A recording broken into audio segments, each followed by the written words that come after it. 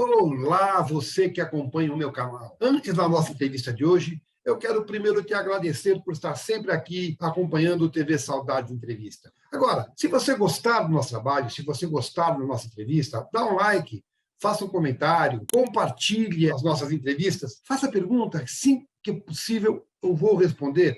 Se souber, eu respondo na hora. Se não souber, eu vou buscar a resposta para te dar. E também se inscreva, porque se inscrevendo, você ajuda o canal a crescer, você ajuda a trazer melhor conteúdo para você e mais. Você recebe automaticamente a mensagem, a informação do novo conteúdo que acaba de chegar. Então, curte aí. Vamos agora à nossa próxima entrevista.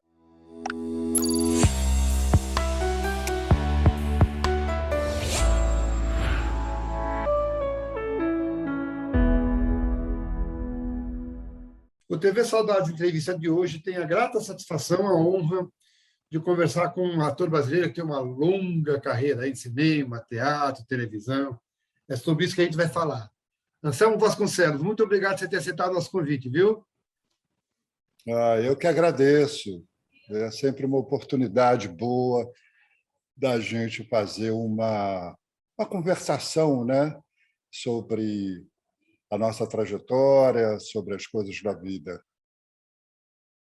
Eu sempre começo as entrevistas, Anselmo, do começo, perguntando o seguinte: eu andei estudando o teu trabalho, a tua vida, e vi que você começou um pouco mais tarde que a maioria dos colegas, né? Que a tua intenção era ser médico.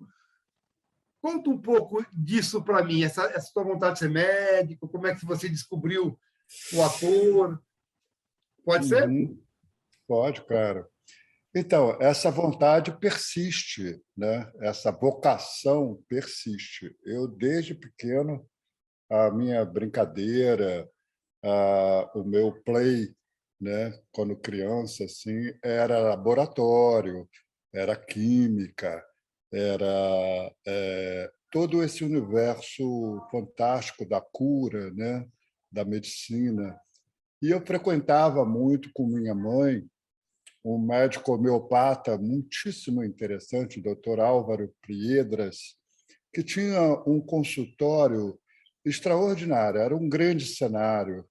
E ele era um homem que ficava numa consulta 2, 3 horas, o que fosse necessário, até que ele percebesse o seu paciente de uma maneira holística, né, de uma maneira integrada. Isso me fascinava, né? Eu pedi para o meu pai, que era alfaiate, fazer um guarda-pó para mim. A minha mãe bordou o meu nome no guarda-pó e eu passava as horas livres brincando de laboratório.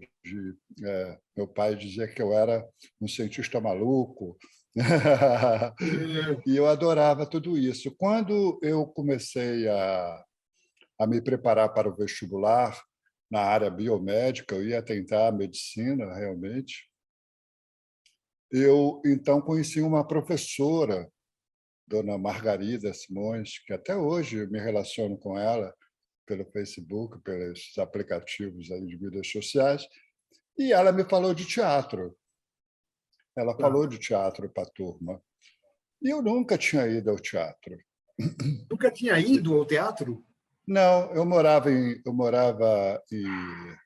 morei quase que o tempo todo em Bom Sucesso, depois no Maracanã, e nós tínhamos como diversão, entretenimento, circo, basicamente circo e cinema. O Cinema Paraíso, que ficava na Praça das Nações, em Bom Sucesso. Então, eu via muito cinema, mas teatro não tinha por ali. E, embora meu pai fosse uma pessoa extremamente internada, tal, conhecia o teatro e tal, mas ele nunca promoveu essa ida a uma casa de espetáculos teatrais. E aí eu fiquei fascinado por essa coisa do teatro.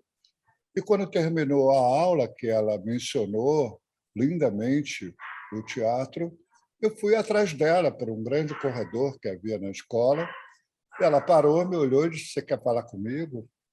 Eu olhei para ela, meio inconsciente, né, do que eu estava fazendo, eu olhei para ela e disse: "Professora,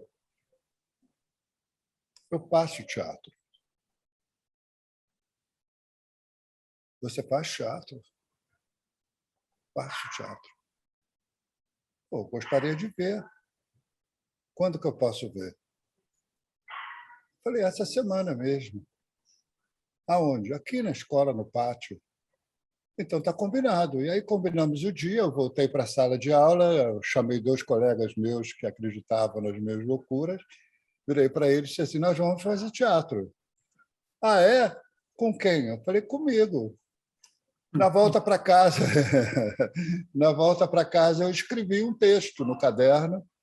No dia seguinte, encontrei com os colegas e começamos a ensaiar, a construir o espetáculo, fizemos cenário, figurino, maquiagem, dispomos as cadeiras em círculos no pátio, botamos uma gambiarra de luz, e no dia que nós combinamos, nós chamamos algumas pessoas, eu chamei 2 primos meus, que eram também professores dessa escola, e fizemos o espetáculo.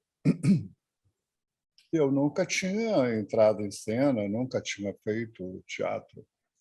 E quando terminou, foi um silêncio enorme, depois alguém puxou uma palma discreta, e aí eu vi os meus primos conversando com a professora, fiquei preocupado com isso, não sabia o que fazer, tal, e eles se aproximaram de mim, e o meu primo, Maneco, virou-se para mim e disse assim, Anselmo, você tem que fazer isso, para-se com essa história de querer ser médico. Eu falei, isso o quê? Isso que você acabou de fazer. Aí eu fiquei sem entender nada, a professora disse assim, você pode me dar o texto dessa peça? Eu falei, posso, e tal, e estava ali perto, e tal, dei o texto para ela, que eu vou levar para casa e depois eu converso com você.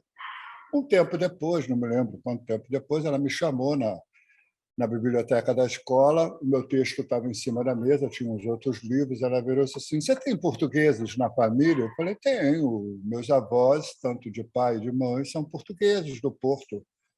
Eu falei, pois é, eu analisei o seu texto e percebi algumas coisas, aí fui pesquisar, encontrei uns autos portugueses do século XVI e há muitas semelhanças entre o que você escreveu e esses autos portugueses. Queria que te dissesse, queria te dizer isso, quero que você preste atenção nisso, porque eu acho que você vai ter que um dia pensar sobre isso, pesquisar sobre isso, elaborar essa coisa que te aconteceu.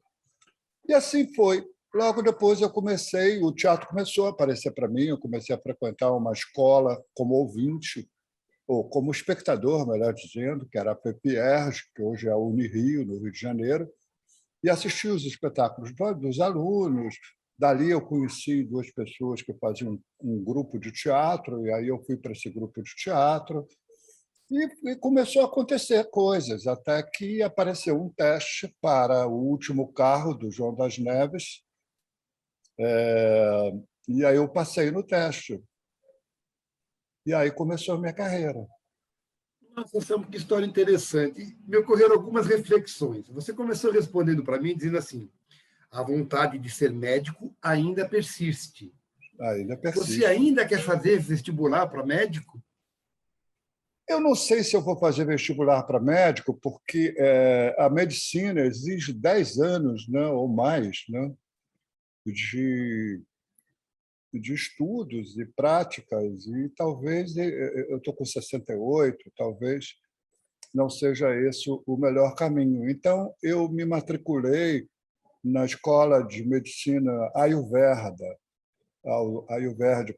de Porto Alegre, comecei a cursar e achei muito interessante, mas começaram a surgir outros trabalhos que me impediram de... Sempre a arte acaba me criando obstáculos que me desviam.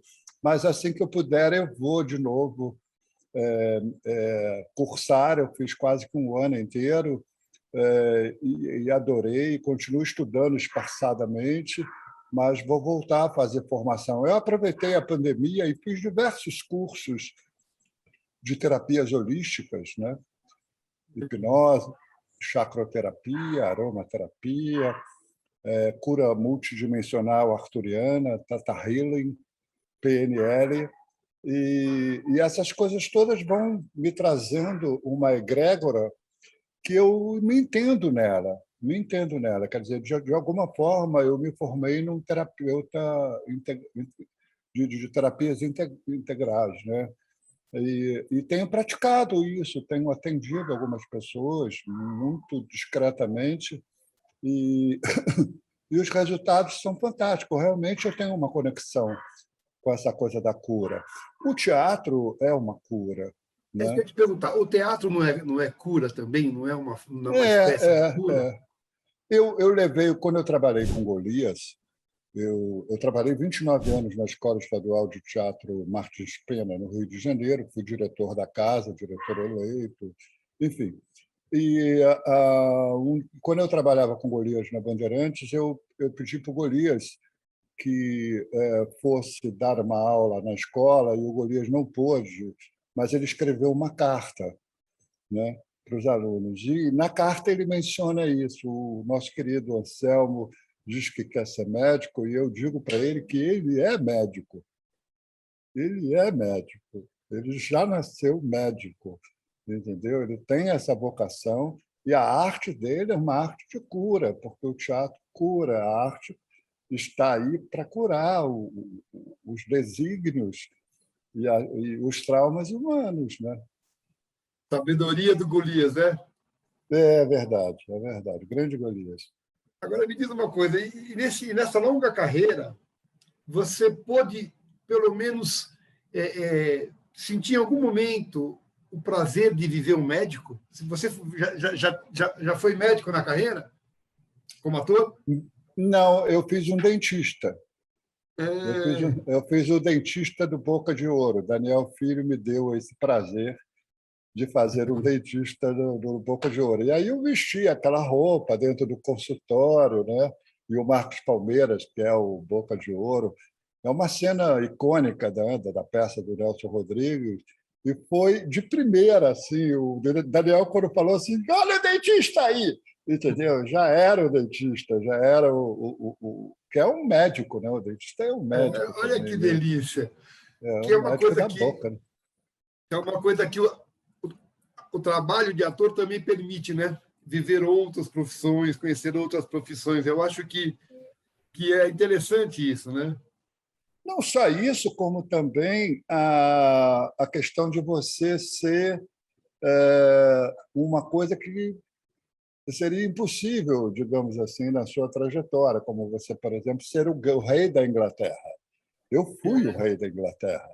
Eu fiz Olha que Ricardo maravilha. III, né? Eu fiz Ricardo III e durante um bom tempo eu subia no palco e eu era o rei da Inglaterra, né? Então, isso é muito prodigioso, assim como eu também fui uma mulher no filme República dos Assassinos, eu faço um transgênero, né? Que é uma mulher, eu virei uma mulher, eu fiquei uma mulher. E isso é interessantíssimo, né? Para você ter uma vivenciação de sentimentos, de ter um corpo feminino, né? Foi muitíssimo interessante, muito marcante na minha carreira. A gente vai falar sobre isso. Eu acompanho a tua carreira já há um bom tempo. E agora, me diz uma coisa: você, acabando esses cursos todos de cura, você não vai nos abandonar, né? Não vai deixar de ser o ator que você é. Vai só agregar ao teu currículo uma outra profissão. Na verdade, Américo, tem uma coisa que é um sincronismo entre tudo, né? Uma coisa completa a outra, né? Sim, sim. Você vai fazendo uma configuração, uma constelação, né, de etapas da sua vida, de facetas da sua vida, e que vão configurando a sua trajetória nessa vida, né? Então, uma coisa não interfere afastando ou desagregando os valores de outra, né? Muito pelo contrário, né? Elas se completam. Eu, quando atendo, por exemplo, eu tenho a mesma sensação que eu tenho quando eu atuo, quer dizer, uma passagem energética para um campo energético, né, em que eu estou consciente, né, mas eu estou dando passagem há outras palavras, há outra sabedoria, há outro comportamento e, muitas vezes, até há outra cultura. Agregando conhecimento, né? Exatamente, agregando conhecimento. É Você como se também... você montasse... Desculpa. Desculpa, pode falar, pode falar. É como se você montasse um andaime, né? Você bota uma seção aqui, aí coloca outra, coloca outra, coloca outra, você vai estruturando, né? Você vai subindo, né? Os andares da sua vida. Sim. E você também, eu vi aqui, você forma atores também, você é professor de Uhum. atores. É uma atividade também que te fascina, que te completa? Como é que é isso? Isso começou da seguinte maneira: quando eu tinha 13 para 14 anos, eu era um péssimo aluno, né? Eu tinha enorme dificuldade com o ensino padronizado, ao qual eu era obrigado a frequentar. E um dia minha mãe virou-se para mim e disse assim: Anselmo, é o seguinte, a dona Eneida, minha mãe era cabeleireira e tinha umas freguesas tal, com que ela ficava conversando o tempo todo enquanto fazia o cabelo, unha, aquelas coisas todas. A dona Eneida tem um filho, José Carlos, está muito mal na escola em português e outras matérias, e eu falei para ela que você vai dar aula para o filho dela. E aí? Eu olhei para minha mãe o que eu digo agora, né? E não disse nada. Ela falou: você vai ganhar uma graninha, que é ótimo para os seus fins de semana, para as coisas que você quer adquirir, que você me fala, que eu não posso muitas vezes te ajudar, então você vai ganhar seu dinheirinho. Aí eu fui lá com o José Carlos, peguei os livros, a gente estava na mesma série, não, eu estava numa série mais avançada do que a dele, e eu comecei a dar aula para ele e América, e aí surgiu. Botei para fora essa capacidade de compartilhamento que eu tenho, de muitas vezes, das coisas que eu sequer sei. Há professores que ensinam o que não sabem, e são Uhum. excelentes professores. Arrisco dizer que eu sou um deles. Então, eu me provoco e provoco as pessoas a um grau de conhecimento. Inclusive, eu sempre gosto de dizer para os alunos que eu não vou me comportar como um professor. Eu não vou tirar da pasta uma matéria estudada, pronta, esquematizada num roteiro de aula, numa pauta de aula, e vou professar sobre isso. Não, eu me considero e sempre me apresento como um facilitador, como Sim, alguém que vai ajudar aquela pessoa a descobrir o conhecimento e eu junto com ela. sim, Eu sim. aprendo demais com os alunos. Eu nem gosto da palavra aluno, porque, numa das pesquisas que eu fiz, aluno vem de alumen. Ah, Lumen é luz e a é o prefixo de negação. Então, aluno é aquele que não tem luz. tá. Isso não é legal, né? Isso não é Ah, bacana, né? ah, Imagina se um aluno não tem luz. Claro que tem. sim. E é uma troca mesmo que você falou, né? Acho que É uma sempre é essa troca. troca. Nossa, eu aprendo demais com a rapaziada que me acompanha e me formei muitos atores. E atores que hoje estão aí no mercado de trabalho, destacados, em desenvolvimento, consagrados. Enfim, é uma trajetória muito bonita isso. Então, pela história que você contou lá do começo, você foi audacioso ao falar para a professora que fazia teatro sem nunca sequer ter entrado numa sala de teatro. Você é audacioso na tua vida? É, é, Totalmente, totalmente. A vida é uma audácia, né? Quando você não tem esse elemento na sua vida, quando você não sai para a vida, quando você não constrói os seus sonhos, quando você não busca conhecimento, entretenimento, diversão, amor, fantasia, aventuras, você está morto por antecedência. e aí você contou o seguinte: o autor surgiu antes do ator, porque você primeiro teve que escrever o texto que você ia interpretar. Uhum. Você tinha já o hábito da leitura? Era uma coisa normal na tua vida? E Sim, como é que foi esse processo de escrever? é o Também não conhecia a seguinte, linguagem. tem uma fonte poderosa que talvez seja até exemplar, ouso dizer. Tenho a audácia de dizer que seja exemplar. Eu fui alfabetizado pela minha mãe com os livros que o meu pai comprava para mim. Meu pai tinha um enorme prazer em comprar livros para mim e para minha irmã. E ele comprou os 12 Trabalhos de Hércules, do Monteiro Lobato, e minha mãe me alfabetizou, me ensinou a conhecer as palavras, as frases, as orações, as pontuações, né? Através das leituras que nós fazíamos à noite. Naquela época, não tinha televisão, né? Não tinha nenhuma tecnologia. A gente sentava na sala, minha mãe pegava o livro do lado dela, com um papel e um lápis, e ela ia me mostrando. Ela lia um trecho, depois ela me mostrava as palavras, ela me mostrava como escrevia as palavras, e eu fui reconhecendo as palavras. Quando eu entrei na escola pública Rui Barbosa, em Bom Sucesso, eu já estava alfabetizado. Então, esse prazer da leitura e da escrita, porque minha mãe fazia as duas coisas, ela me ensinava a escrever aquilo que tinha acabado de ler. Tá. E quando você escreve, né, mesmo quando é uma cópia daquilo que está escrito por outrem, é um treinamento de linguagem excelente, excelente. Desenvolve o raciocínio, né? Eu faço isso até hoje. Por exemplo, quando eu recebo um texto que eu vou gravar, eu escrevo ele a lápis ou a caneta num papel, como se eu estivesse escrevendo aquele texto. Eu me apropio do texto. Sim. É a minha forma de decorar, porque decorar é uma palavra linda. Minha mãe me ensinou muito a buscar os significantes e os significados das palavras. E decorar vem de core. Core é coração. Então, Coração. decorar é colocar no coração, é gostar daquilo, é tornar seu aquilo, né?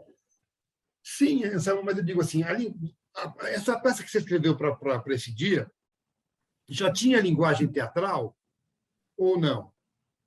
Era um alto, por incrível que pareça, chamava-se o Alto da Expiação. Ah, Expiação com X. Era um alto. Agora, da onde que eu tirei isso, até hoje, é uma questão que eu me debruço sobre ela. Há, sem dúvida nenhuma, um arquivo atávico dentro de mim, ou eu sintonizei uma egrégora, né? Ou acontece. eu me conectei, entendeu, com essa essência e transcrevi, porque foi saiu direto assim, entendeu? Foi uma coisa que quase uma psicografia, né? Que maravilha.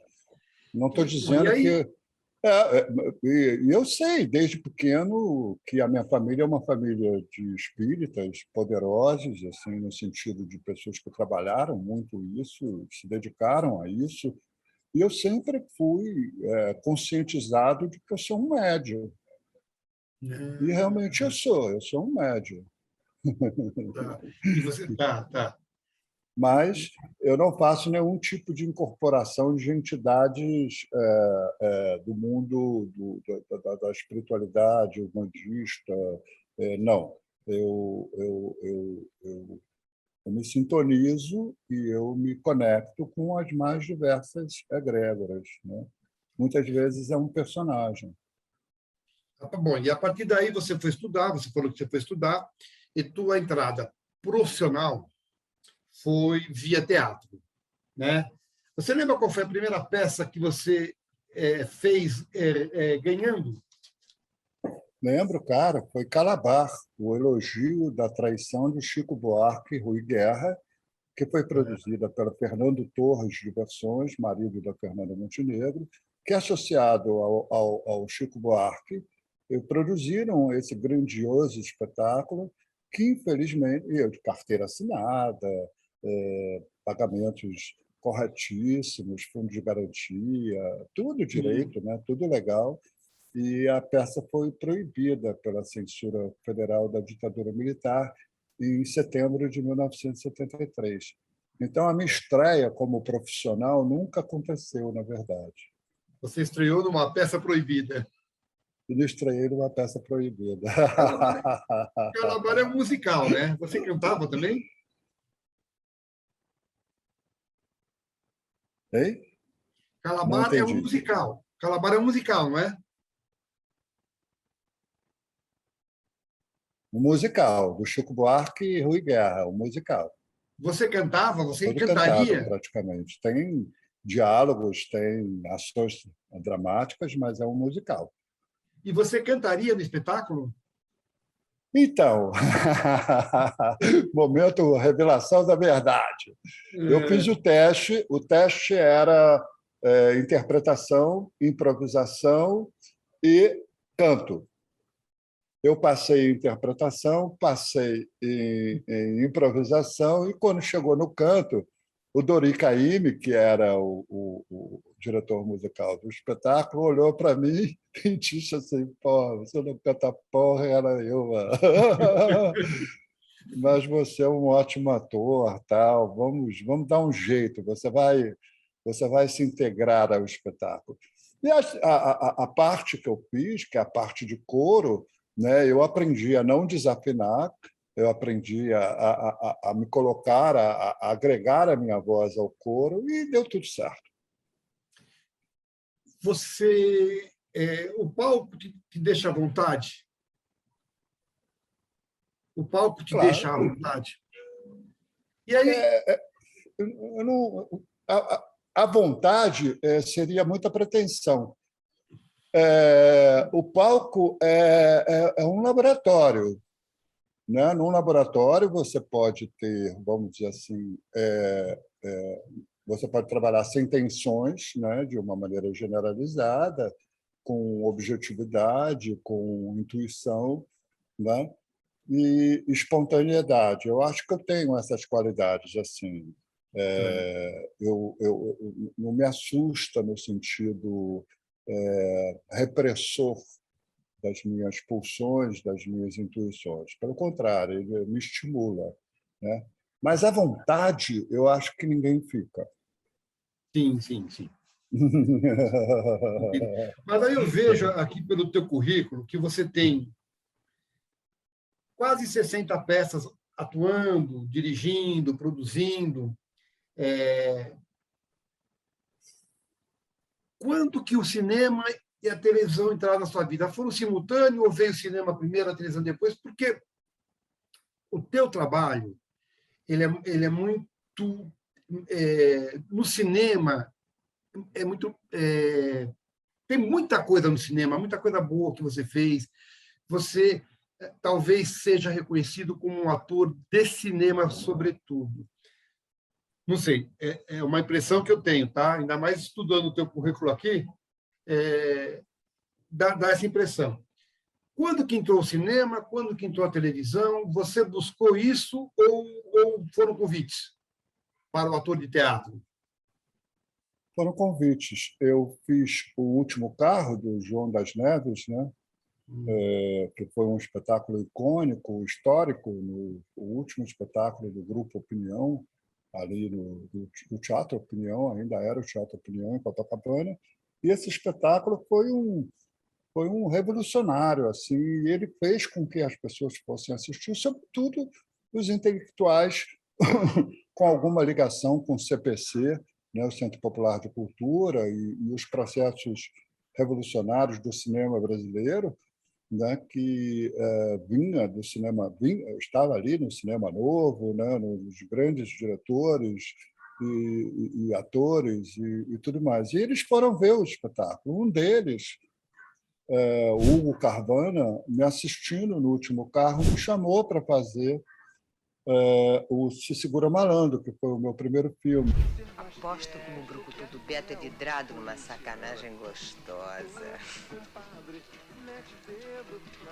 Você viu como é que ele fica olhando para as piranhas que andam por aí? É mesmo.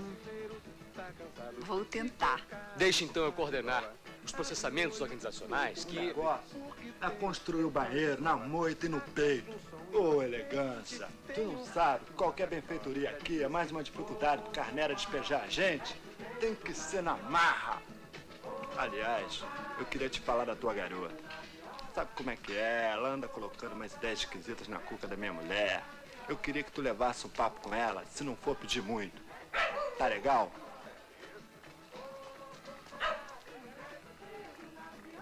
Pensa no banheiro novo, amizade. Tem que ser na marra. O Emiliano Ribeiro, que era um excelente assistente de direção e também diretor, também me chamou para trabalhar. O Jabor foi ver o espetáculo também me chamou para fazer o Tudo Bem. Né? O Leon Rissman viu e filmou o espetáculo e me chamou para fazer Eles Não Usam Black Tie. De repente, eu estava fazendo um filme atrás do outro. Né? Teve um período que estreou 3 filmes. Tinha um cinema na praia de Botafogo, na praia do Flamengo, chamado Coral e Scala, eram cinemas geminados, e os letreiros se juntavam do lado de fora da rua, e o meu nome estava nos 2 letreiros com 2 filmes diferentes. Foi uma coisa linda, pena que eu não tinha uma câmera fotográfica para ter registrado isso. E a Graça Mota, irmã do Nelson Mota, diretora, escritora, ela assistiu o espetáculo e o Daniel estava começando um projeto junto com o Paulo José e o Zimpis que se chamava Casa Especial. E aí me chamaram para fazer um episódio maravilhoso, um episódio que tinha baseado em fatos reais, que era um menino que, para se mostrar para a namorada, puxou uma arma dentro do restaurante, simulou um assalto, mas era a onda dele e acabou tomando um tiro e morreu. Chamava-se Ciranda Cirandinha. E aí Daniel e Boni viram, né, e todos os outros da equipe viram nesse episódio a possibilidade de uma série.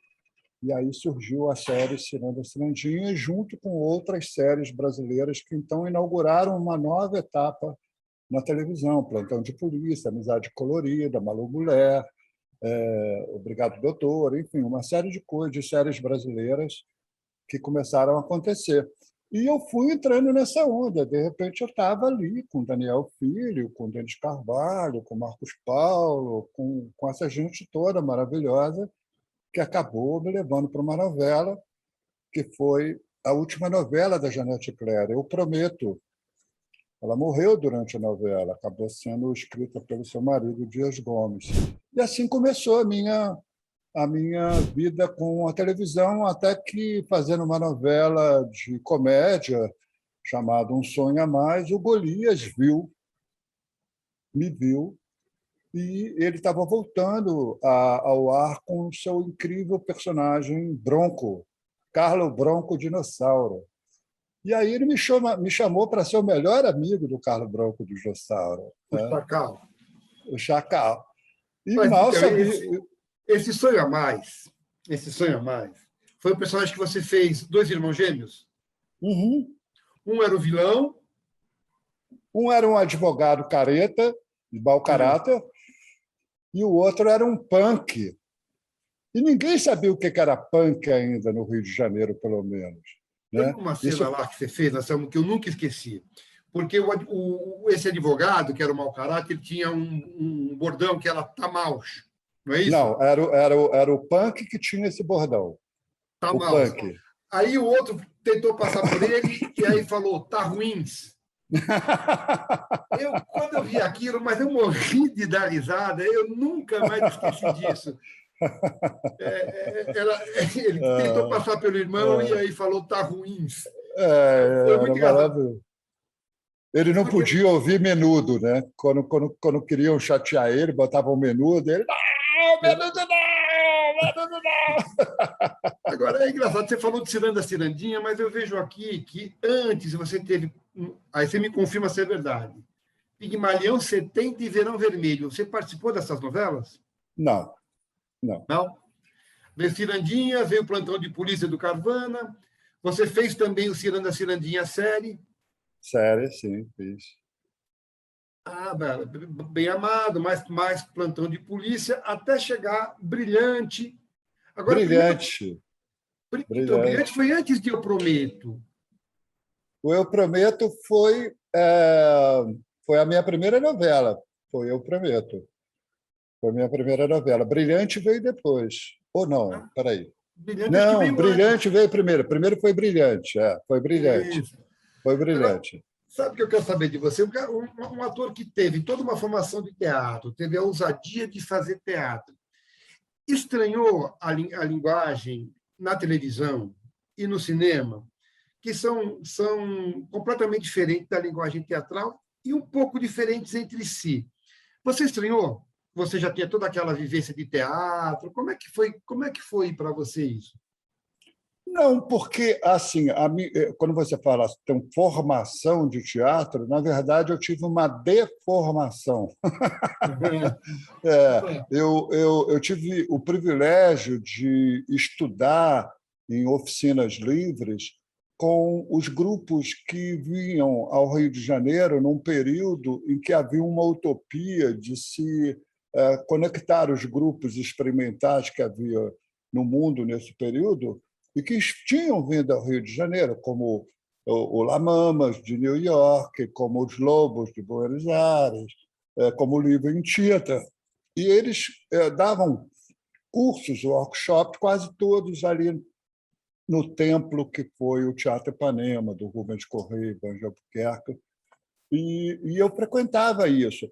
E esse tal teatro experimental, essa maneira de performática de se trabalhar, não estava inserido na capitulação da formação tradicional de um ator, entendeu? Tá. Estuda Stanislavski, estuda Brecht, isso e aquilo, e faz isso, e faz aquilo, e voz, e não sei o quê, essa coisa toda que faz parte de uma grade educacional para um ator ter a sua habilitação. Eu fui no prazer da espontaneidade, da improvisação, da percepção de que estar presente, disponível para o ato de atuar, era o grande barato. E isso é fundamental para o teatro, é fundamental para o cinema, é fundamental para uma sala de aula, é fundamental para um processo industrial de televisão. Então, isso me facilitou muito a vida. E o primeiro filme foi com Carvana. Carvana era um ator extraordinário, alguém que sabia demais sobre atuação para a câmera, e ele foi me dando todas as observações dele e me escutando e deixando o meu talento aparecer. Você está entendendo? Ele foi moldando, olha, economiza aqui, trabalha mais isso, tal. E aí, no primeiro filme, eu já tinha uma noção bacana do cinema. E logo depois veio outro, veio outro, veio outro, veio outro, e aí eu já estava aquele barulhinho da câmera que tinha antigamente, né, a reflex, né? Quando eu escutava aquele barulhinho, eu já ficava num estado diferenciado de percepção sensorial e de sensação física, né? Então, a atuação é muito uma sensação física para mim. Você está entendendo? Quer dizer, como eu encontro em mim, na minha pele, nas minhas células, nos meus sentidos, aquilo que me está sendo provocado, que está sendo exigido ou sugestionado para atuar. Você tinha noção, por exemplo, você citou Zembisk, você citou Carvana, você citou, enfim, você tinha noção de que você estava trabalhando com grandes nomes? Você sabia o que eles Claro. representavam? E como é que é isso? Como é que é, de repente, estar atuando com um grande nome do cinema, grande nome do teatro? Você estrear na televisão com Daniel Filho, que é um dos inventores da televisão contemporânea brasileira, um renovador, um inventor, né? Um difusor da televisão brasileira, nossa, foi um barato total, porque o Daniel ele tem uma qualidade extraordinária, ele é ator, ele é diretor, ele é produtor, ele saca para caramba, ele vem do circo, né? Então, ele é de uma família de artistas, então ele sabe reconhecer o outro, ele sabe escutar o outro. Todas as vezes que eu trabalho com o Daniel Filho, ele me dá espaço. Ele sempre me deu espaço. Como é que é, Anselmo? Faz aí. E aí ele vai e encaixa dentro da cinematografia que ele está construindo naquele momento. E dá super certo essa maneira de trabalhar, né? Leon Risman, por exemplo, era um homem extraordinário. Eu me lembro que a primeira cena que eu fiz, o Leon me chamou perto da câmera assim, disse assim: Anselmo, entra em alfa. Como é que é? Entra em alfa. E aí eu falei, o que ele quer dizer com isso? Mas aí eu tinha que fazer a cena, e era uma cena de ação, e aí a cena aconteceu, e aconteceu legal, ele virou para mim e fez assim, ó, isso aí, é isso aí. Aí depois, com o tempo, eu comecei a entender que ele queria que eu mudasse da frequência, que é a frequência do cotidiano, que é a frequência da percepção lógica, racionalista, já de alguma forma padronizada na sua cabeça, e entrasse numa frequência mais elevada, né? Com outro campo magnético, com outro campo, né, de fascinação, né? Eu comecei a descobrir a coisa da fascinação, né, que é uma coisa linda de se trabalhar como ator, né, que é você deixar o espectador entrar em você, né, criar um campo permissivo na sua atuação para que o espectador se projete no seu trabalho. Isso é muito bonito, né? Então, é isso que eu quero saber, Anselmo. Você é um ator, pelo menos no que eu vejo, no que eu acompanho, você é um ator de composição. Eu nunca vejo você igual fisicamente, na projeção da voz. Sempre você faz diferente. Você é um ator de composição. Como é que é o teu processo de composição? Você compõe de fora para dentro, no aspecto visual dele, no aspecto corporal, ou de dentro para fora? Você traz o emocional e aí sim você busca. Eu estou vendo se está de barba agora, barba. É algum personagem que está vindo aí? É o personagem que está vindo aí. Como é que é isso? Você é um ator de composição, como é que você compõe? Na verdade, eu sou composto. Eu escuto o que as pessoas me dizem. Você está entendendo? A minha primeira aproximação do personagem, da história, é de quem me chamou para trabalhar. Você está entendendo? Como é que é isso? O que eu vou fazer? Como é que é? Me fala. E aí eu escuto o que a pessoa diz. Você está entendendo? E aí vêm as sugestões, né? Quando você está no set que você vai atuar, o trabalho de interiorização, muitas vezes, ele é fundamental, porque é uma cena de emoção, é uma cena psicológica, é uma cena econômica, na sua expansão plástica, né? E muitas vezes é o contrário. Você precisa de uma coreografia, você precisa de uma vestimenta que configure aquilo que você vai fazer. Então, não existe em mim um processo metodológico de como construir o personagem. Não. A cada trabalho, como, por exemplo, agora, né? Eu terminei um trabalho e, quando eu terminei o trabalho, essa mesma produtora virou para mim e disse assim: a gente quer trabalhar contigo de novo. Dá para você deixar a barba crescer? Eu tinha tirado a barba. Eu falei, tá, claro. E aí estou cultivando essa barba, não sei como é que vai ser, mas eu estou deixando a barba crescer. E aí você vai vendo uma barba que eu nunca tinha visto no meu rosto. Nunca deixei a barba chegar nessa proporção. E cada vez que eu acordo, que eu vou no espelho, que eu olho, eu vejo uma imagem. Eu vejo alguma coisa que começa a me sugerir. É um processo misterioso e, ao mesmo tempo, é um processo xamânico, porque eu estou chamando uma coisa. Né? Xamânico nesse sentido. Mesmo não tendo ainda nada do personagem. Mesmo não tendo nada do personagem. Eu tenho umas informações assim. Eu sei que ele é um rei, eu sei que ele é poderoso, eu sei que ele tem um peso, eu sei que ele não é uma pessoa totalmente positiva, nenhum personagem é positivo, na verdade, né? E aí eu estou esperando as informações virem. Às vezes eu fico ansioso, tento pesquisar, mas quanto mais eu trabalho, Mas eu me acalmo nesse sentido, porque tudo vai depender muito daquele momento que você chega ali, a equipe preparou o set, você passa por diversos profissionais, o caracterizador, o cabeleireiro, o maquiador, o assistente de direção, o produtor de estúdio, o diretor, os colegas, o câmera, o iluminador, o cabo-man. Uau! Você está entendendo? Tudo isso para num determinado momento e você é a bola do jogo. Você é a bola do jogo. E aí, se você rolar fácil de um para o outro, o jogo é bacana. E me diz uma coisa, no processo, por exemplo, uma peça de teatro, ela fica uma temporada em cartaz, pelo menos uns 2 meses. Uma novela, você fica gravando vários meses. O cinema tem o processo de filmagem. Enquanto você está convivendo com esses personagens, criando, você convive com eles fora do trabalho também? Acho que não. Acho que não. No meu caso, não.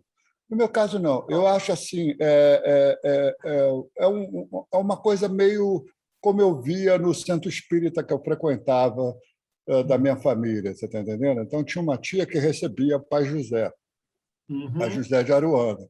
Então, ela era classe média, ela era a classe média alta da família, então ela tinha uma roupa bonita, ela tinha um carro, ela era dona do centro, na verdade.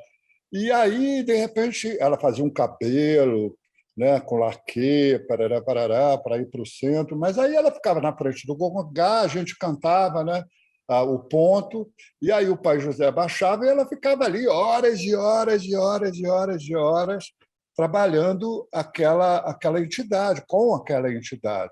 E quando terminava, subia, você está entendendo? E ela retomava o cotidiano dela, quem ela era, né? Aquela minha tia engraçada, rica, e sem nenhum vestígio. Eu nunca vi, em algum momento, vestígios do Pai José na minha tia quando ela não estava incorporada. Você está entendendo? Então, eu acho que eu aprendi a entrar e sair. Você está entendendo? Então, O figurino terminou o ajuda, o espetáculo. ambiente ajuda, o ambiente ajuda a entrar no personagem e sair. Tudo ajuda, tudo ajuda. Como tudo atrapalha também. Sabe por que eu te fiz essa pergunta? Você sabe que eu escrevo, né? Uma vez já te chamei para um trabalho que acabou não rolando. E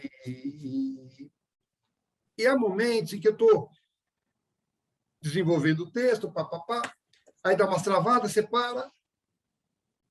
E os personagens conversam comigo, não quando eu estou sentado escrevendo, mas quando eu estou fora. Pô, eu não falaria daquele jeito. É como uma entidade mesmo que você recebe. E eu pensei que o ator tivesse um pouco disso. Né? Alguns têm, outros não. E, de repente, o personagem dá toque fora de cena, entendeu? Eu não falaria desse jeito. Isso nunca me aconteceu, não. Nunca me aconteceu, não. Agora, A